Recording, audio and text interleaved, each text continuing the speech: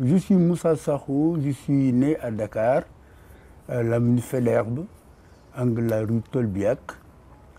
Et j'ai été à l'école coranique et à l'école française, alors du primaire au secondaire. Je suis issu d'une famille sénégalaise pure.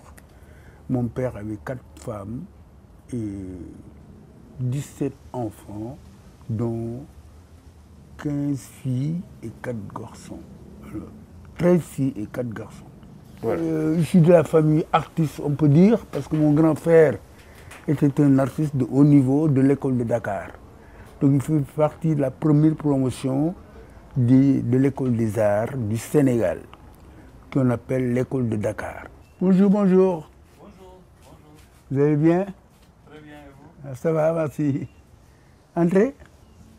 C'est la peinture sous le verre. Vous connaissez? Non. C'est une peinture sous le verre, derrière. Parce que là, ça se passe derrière. Et les formes avec la plume et l'encre, laisser sécher les petits détails, les yeux, les bijoux, le teint, et puis la couleur finale, le fond, c'est le jaune que vous voyez là. Et voilà, c'est ça l'endroit. Comme de la magie. Voilà, ça c'est mon livret militaire. Livret individuel. Alors il me manquait 1,69. Donc c'est à la fin presque dans l'armée qu'ils ont créé. Je ne sais pas pourquoi ils ont fait 69, mais 68, 69. Voilà, Moussa Sakho, matricule 1,69, 68 00807. Voilà, donc, comme je t'avais expliqué, cravaté, c'est dans l'armée qu'ils nous vont photographier. Voilà. Donc, yeux marron, tel, 1 mètre, tel. L'adresse est la Cheikh Sakho, c'est mon père, HLM. Parce qu'il avait une maison au HLM 3, numéro 838 à Dakar. J'ai pris cette adresse. Ils m'ont enrôlé et ils nous ont amenés en groupe de Dakar à Thiès, de Thiès à Saint-Louis. Résister, parce que on ne peut pas résister avec une force. Parce que résister, c'est discuter, non, je suis ça, mais toujours que les résistants, en général, ils ont eu des problèmes. Alors il fallait être dans le mouvement pour ne pas avoir de problèmes, parce que ici, il y avait des matraques, des trucs comme ça, tu vois ce que ça fait. Donc il fallait, avec le mouvement, y aller. C'était sûr que milliers de jeunes, on ne peut pas les mettre en batterie et les tuer. C'était pour nous sortir de Dakar. Parce que Dakar était vraiment bien. Hein, il y avait du monde, il y avait des casses, il y avait tel. Dakar a bougé, quoi. Donc s'ils nous sortaient de Dakar, si certains donc sortaient de Dakar, et les autres camarades savent que un groupe de jeunes sont partis, ils ont été enrôlés par l'armée, alors peut-être ils vont se calmer. Arrivé au camp, pourtant on était bien encadrés, ils nous conseillaient, ils nous ont donné de quoi manger, on va vous amener dans l'armée, et puis vous serez des chefs, tel. Ils essayaient de nous baratiner, mais ce n'était pas vraiment violent. Et la nuit, ils nous ont amenés avec des camions sur Thiès. Tu vois, c'était pour s'évader, quoi, on peut dire. Ils nous ont amenés sur Thiès et de Thiès à Bango. On l'appelait l'enfer des hommes.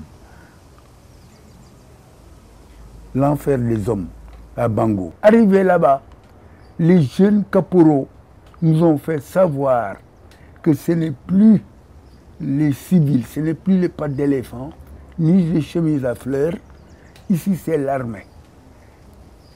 Alors, quand vous rentrez dans l'armée, dans cette porte, c'est fini. Vous n'êtes plus des civils. Alors, de là, il y a un autre comportement. Et ils nous traitaient, hein, ils vraiment traitaient de façon militaire.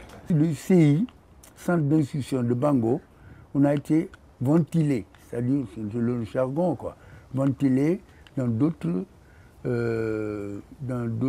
camps. Donc, nous, en Casamance, on a fait Bignona d'abord, de Bignona, non, d'abord à Kaolack, c'était de passage, de Kaolack, Bignona, Kolda, Ziguinchor. Et c'est là-bas où j'ai resté pendant 2 ans, alors être libéré. Étant jeune, à cette époque, être fougueux de jeunesse, alors tu es là, on te cadre, on te dit, hey, c'est ça, la discipline, faisant la force principale des armées. Il importe que tout supérieur obtienne de ses subordonnés une obéissance entière, une soumission de tous les instants, et que les ordres doivent être exécutés littéralement, sans hésitation ni murmure. L'autorité qui les donne en est responsable. Et la réclamation n'est permise qu'au subordonné lorsqu'il a déjà obéi. Et si l'intérêt de ce service veut que la discipline soit ferme, il veut en même temps que ça soit paternel. Donc ils nous ont emmagasiné tout ça là, jusqu'à vraiment, alors on a eu des œillets, on a été... Mais alors, je ne l'ai pas regretté. Voilà, donc... Et là, c'est quand j'étais soldat.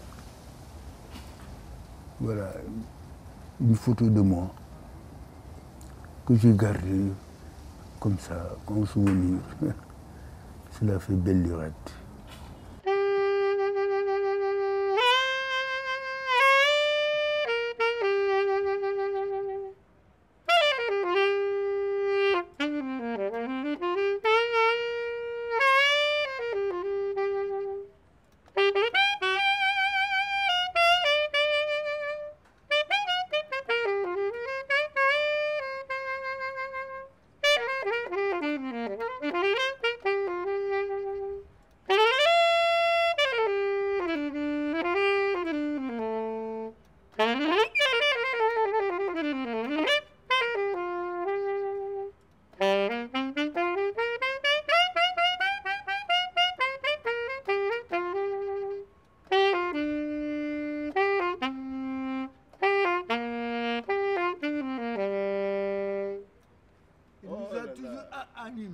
Merci, merci. Ça me fait du bien.